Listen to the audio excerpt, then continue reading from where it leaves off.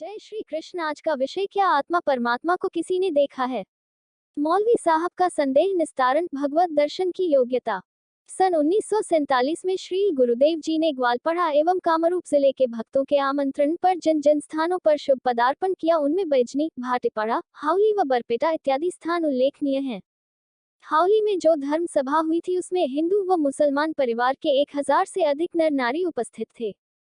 प्रवचन के बीच में श्रोताओं की ओर से प्रश्न उठ सकते हैं। इस आशंका से श्री गुरु महाराज जी ने अपने प्रवचन के प्रारंभ में ही कह दिया कि यदि किसी का कोई प्रश्न हो तो वह प्रवचन के बीच में न पूछे। प्रश्नों के उत्तर के लिए सभा के बाद 15-20 मिनट का समय दिया जाएगा।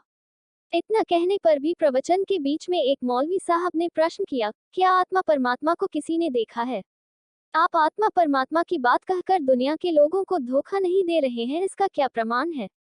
मौलवी साहब का प्रश्न सभा के नियम के प्रतिकूल था, इसलिए उनके प्रश्न से श्रोता नाराज हो गए और उन्होंने श्री गुरु महाराज जी को प्रश्न का उत्तर देने के लिए मना कर दिया। परंतु उक्त प्रश्न का उत्तर न देने से शायद अज्ञ व्यक्ति यह समझे कि इसका उत्तर है ही नहीं, इसलिए श्री गुरुदेव जी ने सभा में ही मौलवी साहब के प्रश्न का उत्तर दिया। मौलवी साहब के हाथ में एक पुस्तक थी। श्री गुरुदेव जी ने मौलवी साहब को पूछा, आपके हाथ में जो पुस्तक है उसका नाम क्या है? मौलवी साहब पुस्तक को किताब कहते हैं, वह किताब का नाम बताते हैं। श्री गुरु महाराज जी ने कहा, बंगला, आसामी, हिंदी तथा अंग्रेजी इत्यादि भाषा का ज्ञान होने पर भी व आंखें ठीक होने पर भी मैं उस किताब का वो नाम नहीं देख पा रहा हूँ, क्यों? मौलवी साहब मुझे धोखा नहीं दे रहे हैं, इसका क्या प्रमाण है? श्री गुरु महाराज जी के प्रश्न को सुनकर मौलवी साहब के आसपास जो लोग बैठे थे उन्होंने भी किताब को अच्छी तरह से देखा और श्री गुरु महाराज से कहा कि मौलवी साहब किताब का जो नाम बता रहे हैं वह ठीक है। इसके उत्तर में श्री गुरु महाराज जी ने कहा कि आप सब लोग मिलकर मुझे धोखा दे रहे हैं। मौलवी साहब कुछ आश्चर्यचकित हुए और उन्होंने जानना चाहा कि श्री गुरुदेव क्या देख रहे हैं व उनके इस प्रकार बोलने का अभिप्राय क्या है।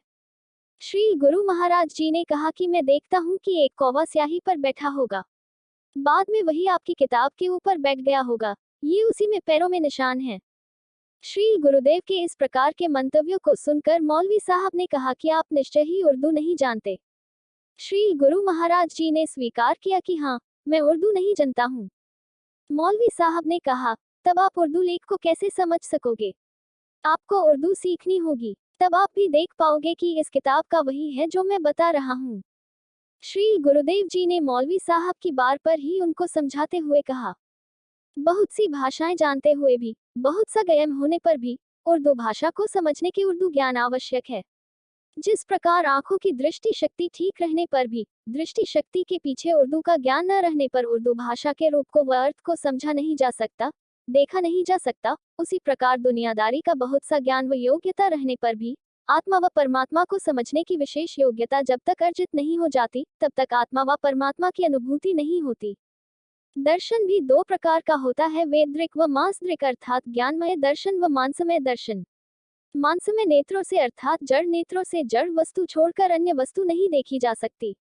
जड़ातीत, इंद्रियातीत वस्तु जब स्वयं प्रकाशित होती है तो उसके कृपा आलोक से ही उसका दर्शन किया जा सकता है। सद्गुरु के श्री चरणों में शरणागत व्यक्ति के हृदय में ही तत्व का आविर्भाव होता है। काम नेत्रों के द्वारा दर्शन नहीं होते हैं, प्रेम नेत्रों के द्वारा ही भगवान के श्री विग्रह के दर्शन होते। दोस्तों, अगली वीडियो देखने के लिए आप चैनल सब्सक्राइब जरूर करें और लाइक करें और कमेंट करें। जय श्री राधा महारानी जी। जय श्री कृष्ण। आज का विषय